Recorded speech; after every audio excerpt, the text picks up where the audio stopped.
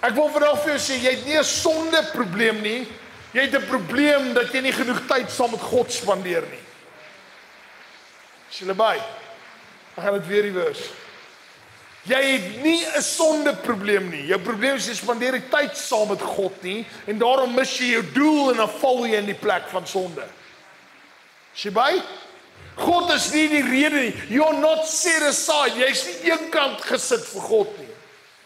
En dan kom hy van en sê, oog man, weet jy wat, hou net bietjie besig met dit. Hou net bietjie meer betrokke met dit. Ek en ou het gereeld geselskap hieroor. Sê ek ons moet verstaan, ons raak al hoe meer onsensitief vir moord en al die dinge. Hoekom?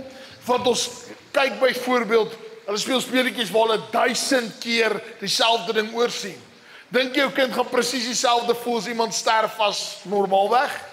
Nooit nie.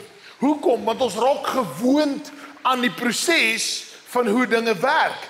En dis wat presies gebeur met ons is, sodra ek en jy in 'n omgewing onsself omring met 'n area en met mense wat ongoddelik is, gaan jy binnekort dink dat dit wat hulle doen is okay, want dit is vir almal okay.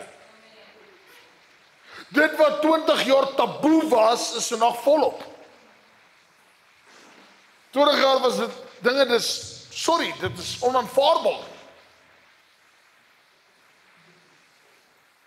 Statistiek wys dat daar sekere dinge is wat hulle geklassifiseer het as 'n sielkundige probleem 30 jaar terug. Is vandag dit wat op strate uitgebasyn word en met borde gedra word en sê dit is normaal, almal kan kies.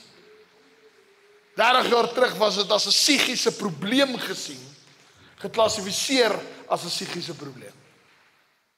Wat het gebeur? Ons het 'n kerk geword wat nie meer eenkant gesit is vir God nie. En ons in die wêreld het ons ingesluk en ons gemaak dink net soos die wêreld.